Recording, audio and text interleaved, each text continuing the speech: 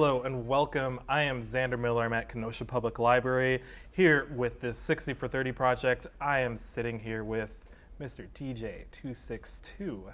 How are you doing? Man, I'm blessed. No complaints at all. Awesome. I'm happy to hear it. So I'm just gonna start. It's like, what neighborhood do you grow up in, or what neighborhood are you from? Well, I'm from the west side of Chicago. That's where I'm born and raised. But when I moved to Kenosha 20-something years ago, I repped, I don't know, people always say north and south side, but I'm being from a major city, I don't really consider Kenosha to be a north and south side because it's small. Mm-hmm. But, I represent in back at 50th Street, the old Food for Less building for the people that's familiar with Kenosha. I was in back, I didn't really stay there, but that's where that's where I was at, on the back of 36th, 37th Avenue and 50th. That's where we was hanging out at. All right. You said you moved. How long ago did you move here? I moved here in 98, I think. 98, 99, something like that. All right, so safe to say you've been here for a while. Yeah. I've been here long enough to really understand Kenosha. Okay. So what do you think or see as Kenosha's culture? To me, Kenosha culture is great because it's diverse. That's really what made me stay in Kenosha. I just like the diversity. And then just being from where I'm from, like being from, the middle of Chicago, and to be able to come here and, and just see so much different. It was a total different shock with being here when I first came here, especially in the 90s, so. But overall, me, myself, I love Kenosha. Yeah. What's different between Chicago and Kenosha? I mean, besides like size, but like what's different? I can't speak for everybody. I can speak for myself. Yeah. I come from around loyalty.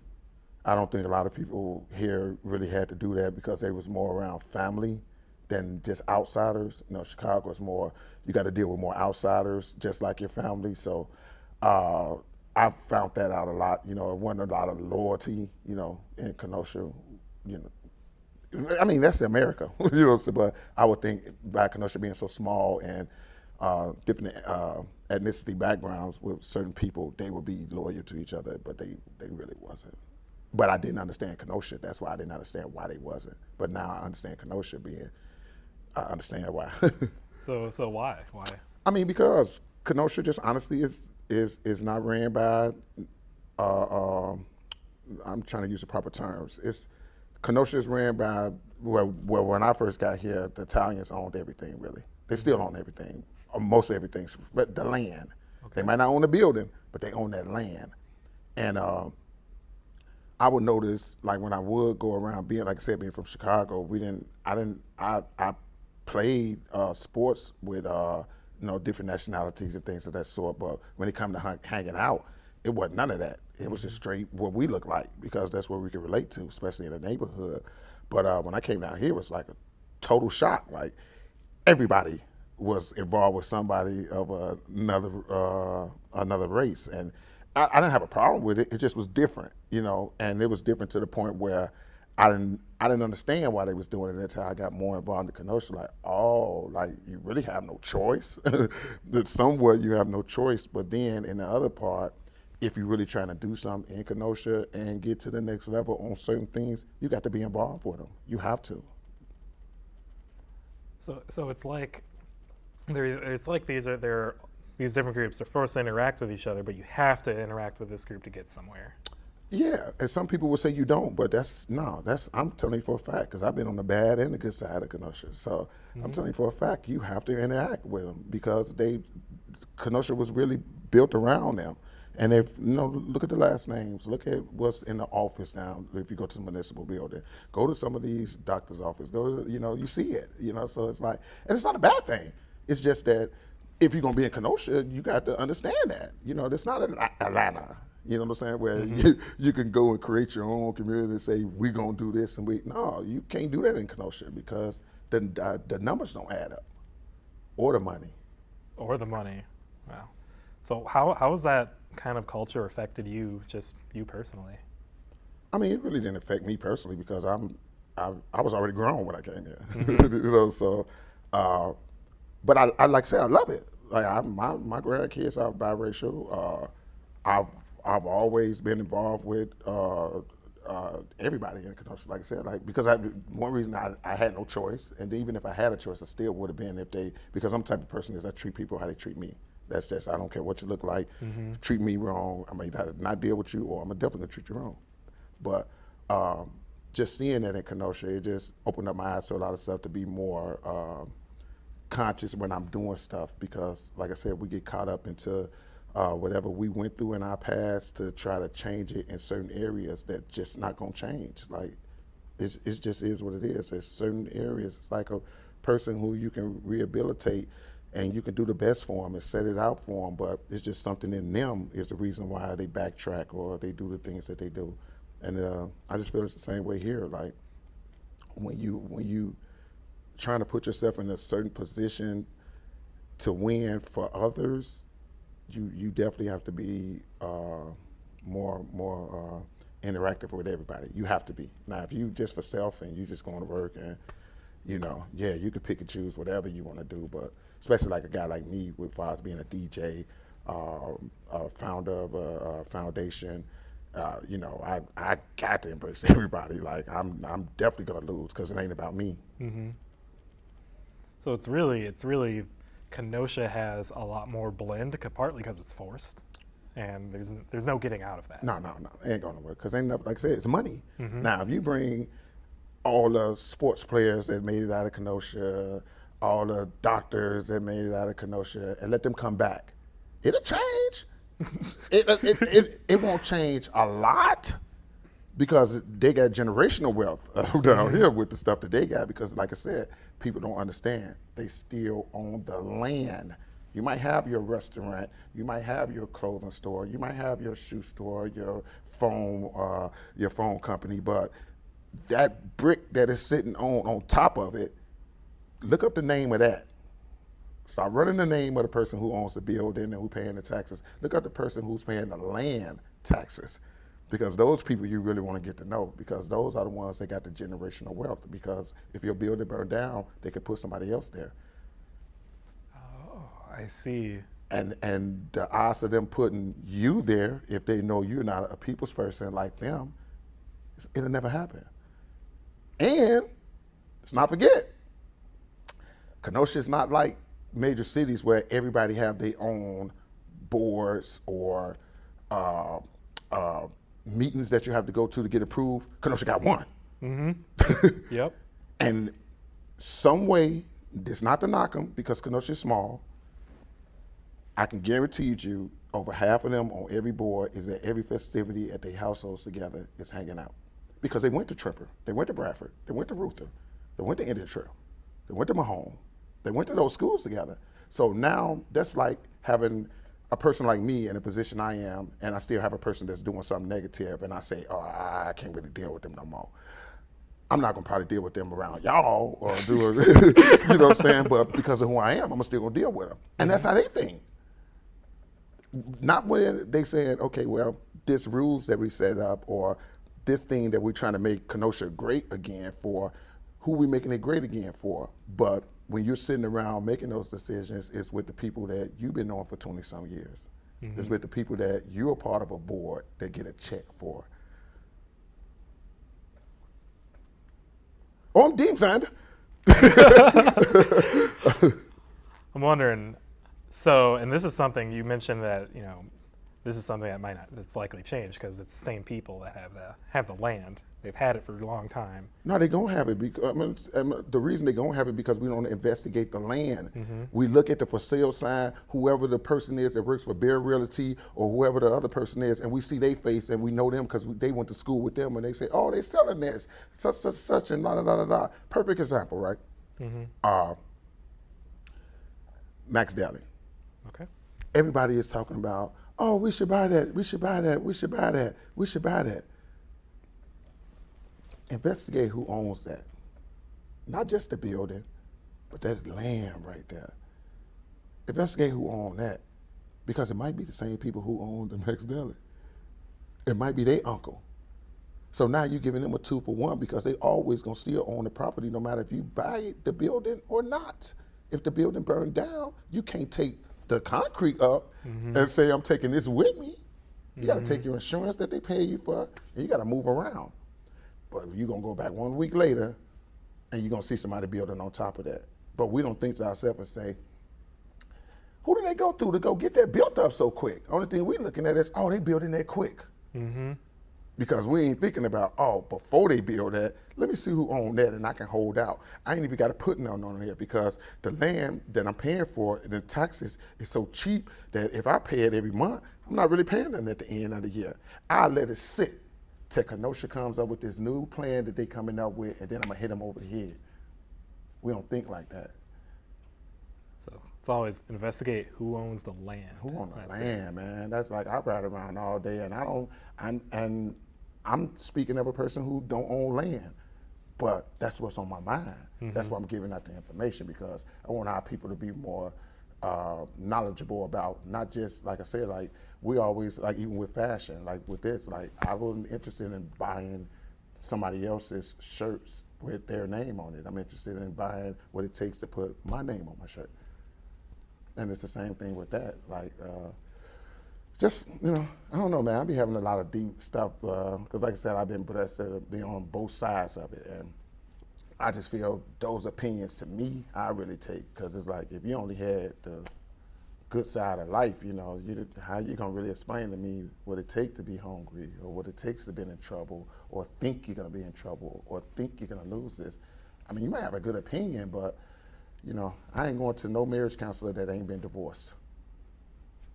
I'm just not. It can talk so good to me, but if they've never been divorced, to tell me what they went through to get over it, not really a good thing. It's like they gotta have the experience before you get them. Yeah. For me. Yeah. For you. Like I said, I'm only speaking for me because, like I said, I know a lot of people will follow a person, and you could pull up in a fancy car. They might not even see you drive the car up, but because they seen you pull up, you might not drove up, you just pulled up, and now they just came out and you stand outside and, man, y'all want to ride? They jump in the car because it's the perception. And that's what I want to get. When I say our people, I don't mean me. I don't mean a race. I mean humans. Humans in general. We got to get out of that. We got to make sure that not only do we start investigating more when we want to do something and somebody say, hey, let's go out. What time? Where we going? You're going to give all the questions that you're supposed to, but then when it comes down to investing in the next generation or having generational wealth, your questions stop at, okay, this is it. I'm gonna look for it, or I'm gonna investigate, or let me know the next time you see something. So really, I'm trying to get down to where your level here, not get down, but get up to your level, because it's like, okay, so they're the levels in Kenosha where someone brings something up, they bring in this great idea, and then they bring it up, and then people are like, oh yeah, that sounds good, but they don't ask the questions of what's. No, that was another instance, but in that you brought that up, that goes on in Kenosha a lot. I'm just being honest, and a lot of people don't like the way that I say that happens, because that happens a lot. We have meetings, I'm talking about Kenosians, meetings about stuff every day, every week. But instead of next week, we showing the actions from that meeting, you'll get a follow-up of what should happen or what's going to happen. Yeah. And like I said, I get it, because you got to do data. But when you include data with people that shouldn't be worried about data, that's when the problem come in with me. And like I said, only thing I'm talking about is my experiences, and I can speak for certain things because I've been on both sides of the track to be able to speak on certain things, especially when it comes to the no actions, because that's like one of my sayings all the time. I always be like, action. Because if you ever sit down with me with a meeting, one thing about me, and people know, after that meeting, we got to have a solution. I don't want you to tell me next week we're going to meet again to talk. For what? We got to talk about all that right now. And that's the type of person I am. Yeah, I need to get things done. I got to, or I feel it's a waste of time. Like, I'm not going to practice to shoot basketball if I'm not planning on playing basketball. I'm just not. I just don't have that type of time no more. I feel like we waste a lot of time with things to not impress people, but to make people think you're really doing something. And I noticed that and I'm just speaking about Kenosha now because I've been in Kenosha long enough, and I've been involved in certain things to see a lot of stuff going on.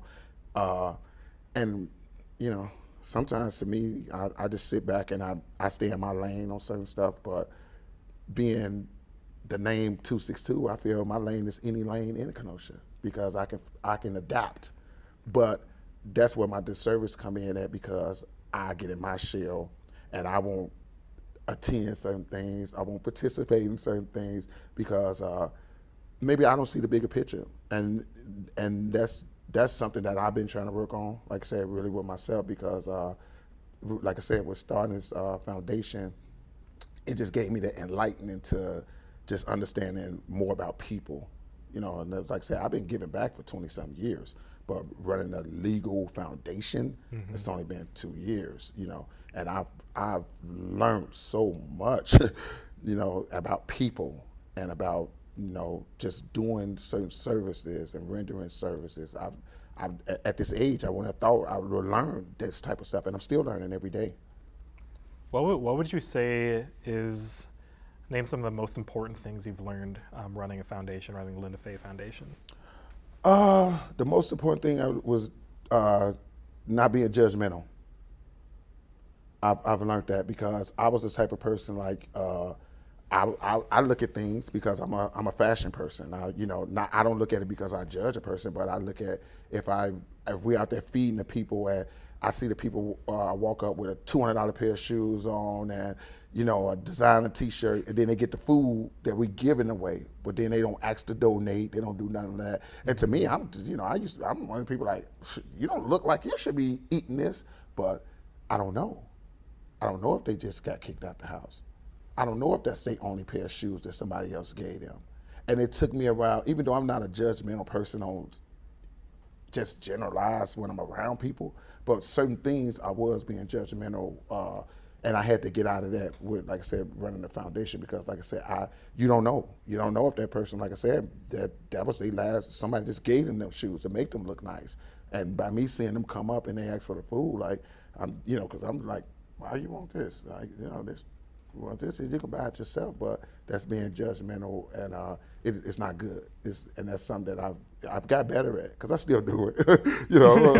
I'm guilty, man. Especially when you spend your own money on stuff. You're like, man, I don't want to just give you my money. You coming up here we got a book bag giveaway, and I see you on social sites living your best life, but you out here getting this book bag, But still, yet, who am I to judge? Because I don't know they got that trip for free.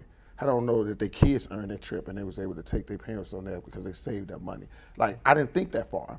And running the foundation is actually had me, I have to think that far because I have to make sure I do diligent to making sure I respect everyone, their life, not just their blessings of me and being able to help them, but just their life because I don't know what they going through or what they went through. Yeah, and you figured all that just with 2 years working. Man, for real, because I'm dealing with people every day. Like the DJing is cool because I can block you out. Like I can get Hollywood on you and you talking to me. And I'm just being honest. Like you talk, I blow you off easy. Because they don't know what I'm doing. I might be doing something pertaining to work. I can be doing something, so they gotta respect it. And then because I done made a brand of myself, they already well, he's busy. That's such. But the foundation, it doesn't matter. I'm DJ 262 when it matters to get a check for the foundation.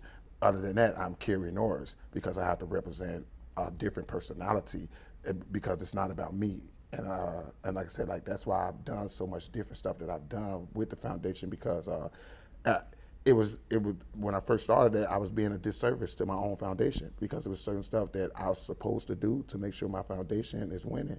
And I just felt because I had my own money, I got my own people that I know with the money, I don't have to do that. And that wasn't the correct way of going into running the foundation. So, but I've changed on that part. Like I've been so receptive to, I ain't putting up with just wasting my time, with certain things because I do believe in action. But as far as making sure that I'm not the disservice or I'm not the liability for my foundation. I think I've really grown into that. It's good. It's self-reflection, self-growth. Oh yeah, because it starts like my program that we was going to start with. We were starting with the youth. The acronyms was change starts with me. It was CSWM, and that's what it was. So it's like if you won't change, and you requiring change or recommending change, you have to first start with yourself. Yeah. So, what change or what action would you like to see in Kenosha, especially considering like we've had a difficult year, just as a city, as a county. But that overall. always been happening in Kenosha. It's been happening like that in Kenosha since I was on the streets doing what I Really? was doing. Yes. Only difference is it's social sites. I tell people all the time, stop talking about these kids as bad. We was bad. They just didn't have social sites. We was being put out the house. We was stealing. We was doing all type of stuff we had no business doing. It just wasn't social sites. People didn't go on CCAP then. People didn't post the stuff that you was doing. So the kids ain't doing nothing different. Like it's just being accessible for you to see it. That's the only difference now. And it's like that's why that's why I don't go to many places, because the social site reason is the reason why I don't attend certain things. If I do go certain places, I'm in and out, because you don't want to get caught on that phone. That'll ruin your whole career right there. Mm-hmm. Certain things I do, I have to be weary about certain people I'm around because of the phone, So it's like, that's the only part to me that's just kind of different, because you have to worry about that image, because the image is everything, especially if a person don't know you. And it can be that one time, like I said, I can be standing there and I can be checking somebody about something and whoa, and they ain't never met me before, but they don't see me, and I may not have smiled that day, and now that's why I'm not donating to him. That's why I'm not giving his foundation nothing. So that's what I've been going through. But I got to get out of making sure that I keep forgetting that my foundation has only been running for 2 years, because I be seeing so much stuff with people helping people and giving away stuff, and I'm just going on the record and saying, like, and this board members told me this, ain't no foundation doing what my foundation doing coming out my pocket. See, they foundations is doing stuff coming from checks that they getting donated to them. So that's how I'm comparing this coming out my pocket. Mm-hmm. So that's why I can compare what I'm doing, because they're spending somebody else's money to do what they're doing in Kenosha. I'm spending my money. So that's why I say, like, my foundation is one of the top foundations, because we've donated to small businesses. We've did city feed the community. We fed almost every workplace you can think of, from the nurses to the daycares to the firefighters, you name it. We've donated over 100,000 non-perishable food. We fed over 5,000 families.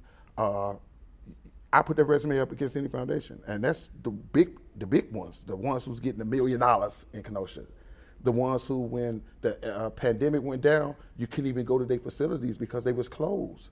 They wouldn't allow you in there.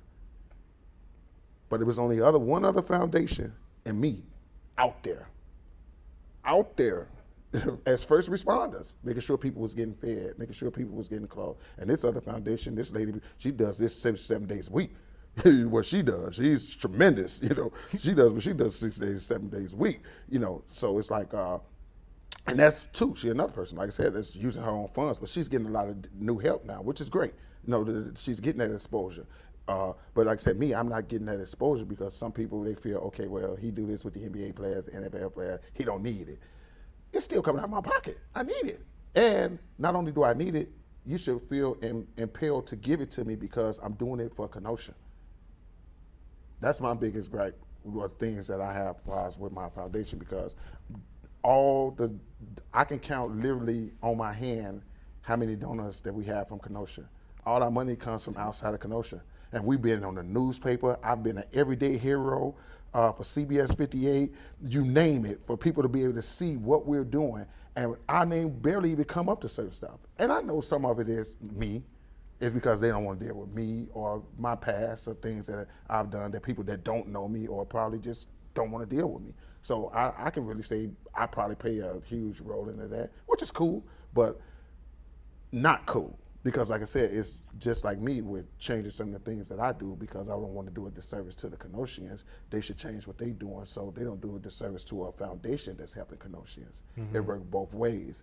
And that still don't stop because we get the blessings. And I think sometimes it works for the better, because I was having a conversation with somebody and they was like, you don't want to be around some of them anyway. So, and they was right.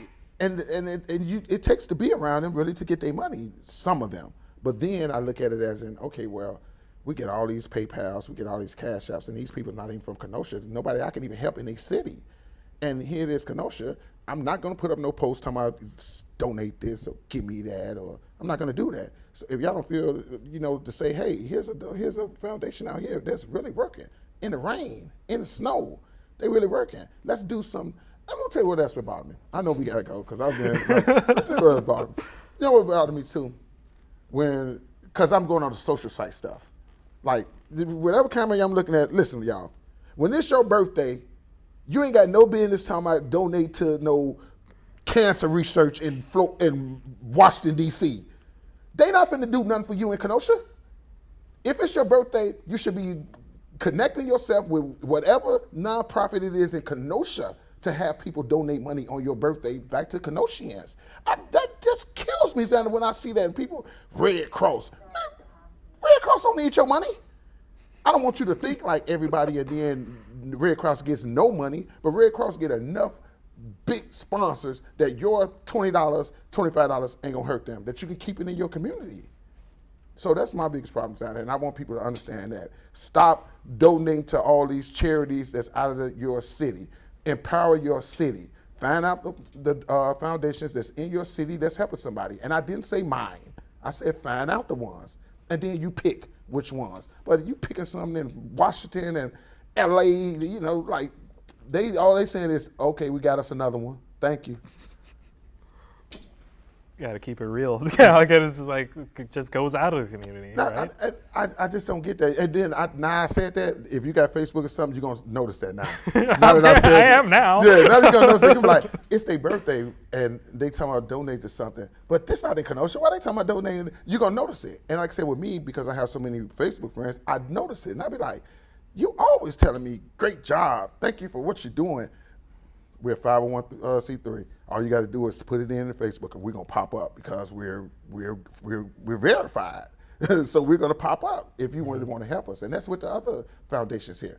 All the foundations here, that's the nonprofits that's working, are verified. That's all of them. They all do great jobs, but I never see people giving the money to them only when they think it's in distress, or they think they should, and not when they should always just do it just in a given day. Wow. So, to close off, if there's one thing you'd like to see Kenoshans do, and it sounds like you have an area you'd like to see them do, what would that be? Just stay in your lane. Stop getting involved in stuff that don't have nothing to do with you, or nothing that you can help. Because most of the times when you get involved, you ain't doing nothing but making the situation worse. Like this Kenosha. Yeah, you it's just like anywhere else in America. You want to make sure you got your rights. You want to make certain things, but when you move certain places, it just is what it is. Like it ain't no different than going to work. You might not like your boss, but when he tell you, let's get this job done, you're gonna get the job done. If you don't like Kenosha, move. If you don't like the rules or who running Kenosha, move. But if you're gonna be in Kenosha, you're gonna have to play by the rules. It just is what it is. And I'm just being one of the people that's saying, I'm gonna play by the rules. I like Kenosha. So whatever those rules may be, I'm human. I'm gonna make a few flaws, but for the most part, I'm gonna do what they tell me to do, because I wanna be here. Yeah.